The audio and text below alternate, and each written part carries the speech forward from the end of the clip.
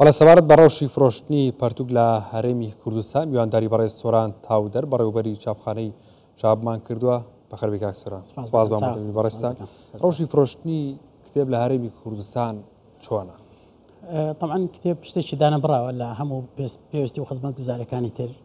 کتێب بەشێکە لەو کاڵایانی کە ڕۆژانە بڵێن دەگاتە دەستی هاوڵاتیان.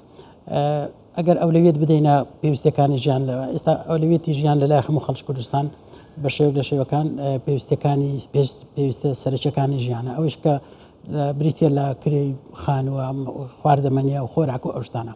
بۆیە تا ڕادێک ئەو چەند ساڵی دوایی بەهۆی قەیرانی داراییەوە مەسەڵەن جوڵەی کتێب و چاپکردنی کتێب ئەوانە پاشەکشێ کردووە بە شێوەیەک لە شێوەکان، بەڵام لە جوڵە نەوەستاوە و جوڵەی هەر هەیە.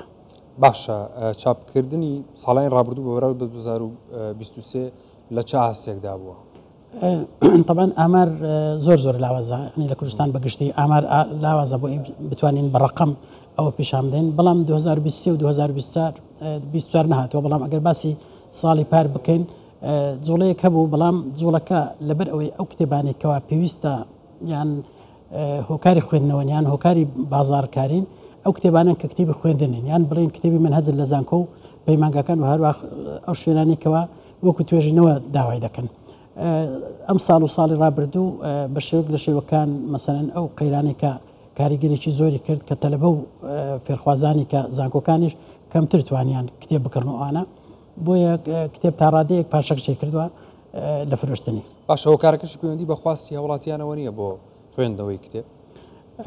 بەڵێ ئەوە هۆکاری هەیە، ئەنی ئەتوو مەسەڵەن هاندانی خوێندنەوە لە چۆ دەست پێ دەکات؟ دەبێت مەسەڵەن خوێندنەوە بکرێتە پێویستێکی ژیاری یان پێویستێکی ژیانی خەڵک. ئەگەر بکرێتە پێویستی ژیانی خەڵک خۆی بە فەیسبوکەوە مەشغوڵ دەکات، خۆی بە شتی لە فیلمەوە مەشغوڵ دەکات، یان بڵێن بۆ شێوانەی کە وەکو تەرفیه بەکاردێت. چونکە خوێندنەوە ئەگەر بێ و بە پلان خەڵک فێری خوێندنەوە نەکرێت کەمێک ئەرکێکی قورسە، یعنی خەڵک بە خۆی ناچێت.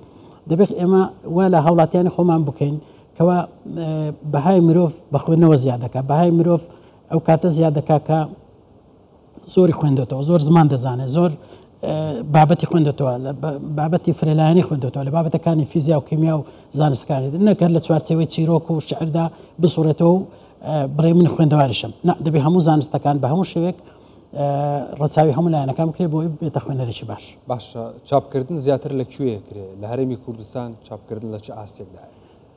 وڵا ئێستاکە سلێمانی و هەولێر و تا ڕادێکیش دهۆشیش کتێب زۆر باشە، ینی لی چاپ دەکرێت.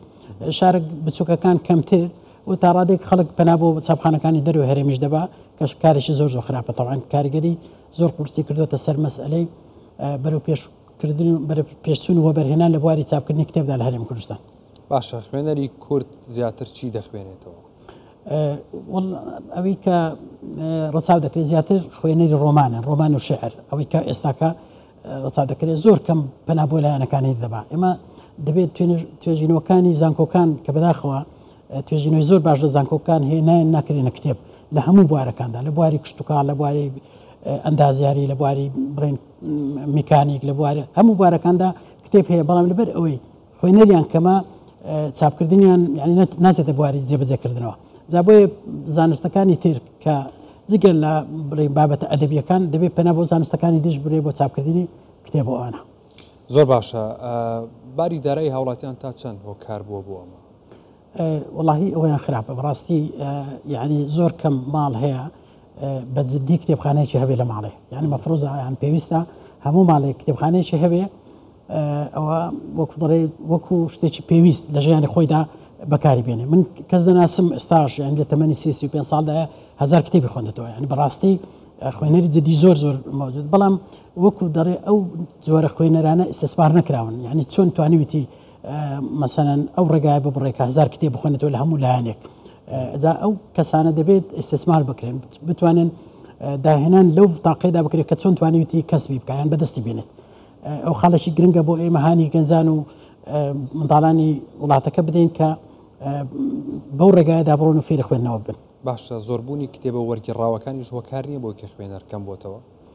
بڵێ، ینی ئێمە هەرێمێکی 5 میلیۆنین کە تا ڕادەیەک کەمتر لە نیوەی خوێندەوارەوە، خوێندەواری جددی کەمتر لە نوێ دەتوانم بڵێم چارەگەیکی خوێندەوارە ئاخر ئەو هەموو چاپکراوەی تەرجمە دەکرێت ڕۆژانە تەرجمەیەکی یەکجار زۆر و بێشمار ئەوە تواناکانی ئیسعابکردنی کەمە بۆی مەسەلەن کە کتێبێک دەکەوێتە بازار بە تیراژی 500 دانە زۆر زەحمەتە تو بتوانانی ساقی بکەوە لە فئەیەکی کەمی خوێنەردا هەم بارەدارایەکە هاوکار نییە بۆ ئەوی بتوانانی ئەو ڕێژەیە کتێبە ئەو بکەی هەم ینی بوارە فکرێکەش هاوکار و هاو بڵێن پاڵپژ نییە بۆ ئەوی بتوانانی ئەو کتێبە زۆرە بخوێنیەوە.